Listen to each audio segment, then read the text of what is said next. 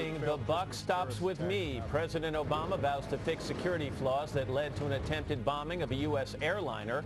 Full-body scanners could be one answer. What can they detect, and what do they reveal? This morning, a live demonstration right in our studio. Meat locker below zero temperatures in 3 entire states overnight: North Dakota, South Dakota, and Nebraska, as dangerous snow and ice push into the entire eastern half of the country.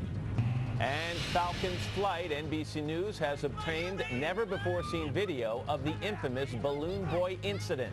Dad, Falcon's in there! Where? In the ship! He was just here! No, he's in there! What?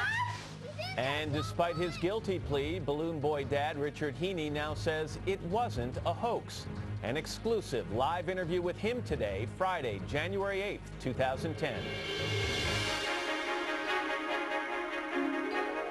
From NBC News, this is Today with Matt Lauer and Meredith Vieira, live from Studio 1A in Rockefeller Plaza. Begin this half hour with the latest on the Balloon Boy incident. Richard Heene, who begins his jail sentence on Monday, is with us for an exclusive live interview, his first since being sentenced. We'll talk to him in a moment, but first, NBC's Lee Cowan has new video of the incident as it unfolded. Ready? All right. That's ready! Okay. It's never-before-seen video of the Heene family building that now ill-fated flying saucer. Pretty cool, huh? Yeah. Most of the world saw what happened when the completed balloon broke loose of its tethers. Are you ready, Tyler? But the Heenes now want to share more of what they say is home video from that day, specifically showing what happened after they supposedly learned their 6-year-old son, Falcon, was floating away too. Dad, Falcon's in there! Where? In the ship! He was just here! No, he's in there! What? He's in there! I saw him crawl in! No, he's not. Yeah! He was just right here. Falcon! No! Falcon! No way! The self-made tapes sound pretty real, and so did the ensuing 911 call from his wife, Mayumi. We gotta get my son! But after investigators questioned the Heenes, The first call was to the FAA. Yes. they determined it was all a hoax. The Heenes pleaded guilty. They each got jail time. Richard Heene even apologized to a judge. I'm very, very sorry. And I want to apologize to,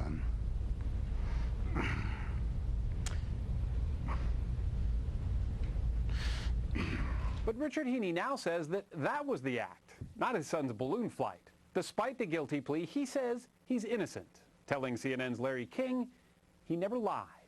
Sum and substance, you believe your son was in the craft? I knew he was in the craft when I Well, made you the didn't call. know it because No. he wasn't. In my mind. In my mind. Oh. There was no other place because I visualized him.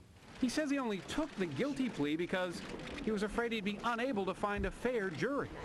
And there was something more. I had to do it to save my family and my wife. How so? The threat of deportation was imminent. Deporting who?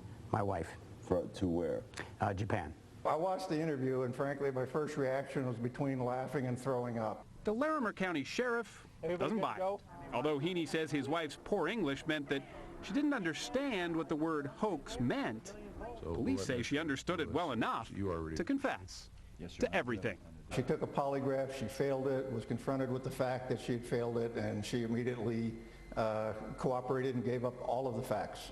Although Heene's jail sentence starts on Monday, he says he wants to clear his name first. A misunderstanding is what he says he's guilty of, and nothing more. For Today, Lee Cowan, NBC News, Los Angeles. And Richard Heene is with us now exclusively. Mr. Heene, good morning to you. Good morning. This is quite a development. Let me make sure I understand this. You're saying now that everything you have said regarding your guilt in this case was a lie. The plea deal you accepted was based on a lie. When you stood in front of that judge in the court, the video we just saw where you got emotional and said you were sorry, that was a lie. Your wife confessing that this was all a hoax and that you told your children to lie to authorities, that was a lie. Is that correct? I never said that my children confessed to anything, or, I didn't tell them to lie. But the one thing I want to cover, the most important thing of all, is the fact that the Sheriff's Department completely lied. They've got close to 100 and some odd lies that they've presented. The person that should be in jail are the people who are convicting me, and that's the Sheriff's Department. Well, let me ask you this, Richard. Why would the Sheriff's... Well, let me just say, why would the Sheriff's Department of Larimer County, why would they pick on Richard Heene?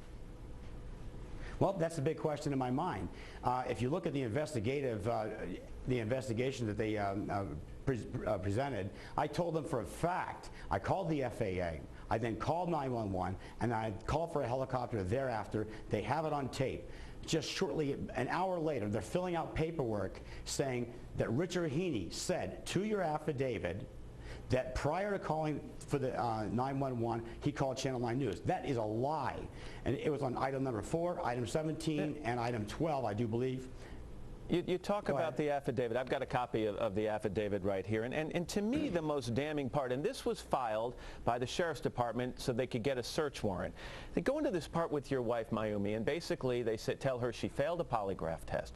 And then she goes in great detail explaining everything that happened. Among the things she said, that you planned this for a couple of weeks and that you instructed your 3 children to lie to authorities as well as the media regarding this hoax. Why would she say that? She didn't say most of that.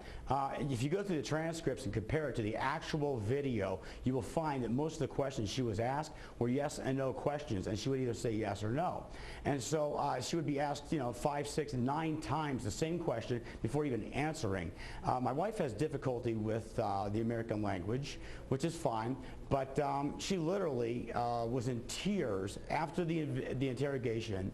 She walked up to me with this Japanese-English dictionary, right? And she said, I thought the hoax was an exhibition. Yeah, but Richard, we were very specific in asking the Larimer County Sheriff about that, and he said, no, we didn't just ask her yes and no questions. As a matter of fact, once we told her she failed the polygraph, she went off on her own, using her own words in great detail. This wasn't yes, no, even if you misunderstand the word hoax, when you come up with a sentence like, we told our children to lie to authorities and media, that's a very different thing.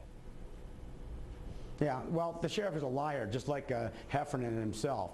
So, but again, I do want the audience to know that they lied about the information about the 911. Alderton went out on a press conference, told the press this, and he knew which order I made those phone calls, and he lied to the press. He lied about me coming down to the sheriff's station to pick up this craft. And another thing I want to cover is that they also fabricated evidence. The craft was literally 20 feet wide by 6 feet in the middle, up to 6'9", and it really can't hold that much helium.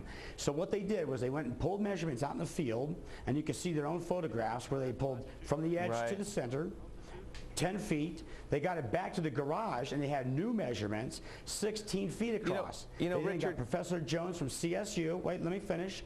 They got Professor Jones from CSU to come down there and give his opinion. Could a 16-foot craft carry a child? He said no, but he said if Richard's measurements were true and correct, the first time he gave them, that could pick up a child. Richard, I think where this started to unravel for a lot of people, that night you went on TV, and in that moment, Falcon said the following. When asked what all happened, he said, you had said that we did this for the show. And I think a lot of people watched that and they said, he's probably the most innocent person, except your other children as well, in this whole situation. And here, in an unguarded, spontaneous moment, he spoke the truth. How do you respond to that? Well, I asked Falcon about that afterward. And anyway, so after I did the initial press conference, I went inside, opened up the door to my garage, and there was like 30 or 40 camera guys at the big garage door shooting inside the garage. I see my 2 children climbing up into the rafters. A Japanese cameraman had asked Falcon, could you please show us how you got up into the attic? It's for my TV show. So my son Bradford and him showed him how they get up in the rafters. And so you think that's what Falcon was referring to on television, on live television that night. Mr. Heene, have you done nothing wrong? Nothing is, when you look back over this whole thing, do you think there's nothing you did to deserve this jail sentence you're going to start serving on Monday? I've done absolutely nothing wrong to deserve this. I'm being persecuted, I think, for the benefit of Alderton. His term runs out in 2011. He's probably going to run for governor, who knows, but not off my back. Richard Heene. Mr. Heene. Look, I need to clear my name. I need everybody to know that this was not a hoax. Absolutely not. And, you know, after my jail sentence, I'll say a few more things. But I'd like to know, is the ACLU going to talk to me? Are they going to contact me about this this issue? Well, and perhaps the FBI can investigate Alderton. We will check back in with you in 90 days when you finish 30 days in jail and 60 days, I guess, work release. Richard Heene, thanks for joining us this morning. I'm out of time, Mr. Heene. I apologize. All right. All right. Thank you very much.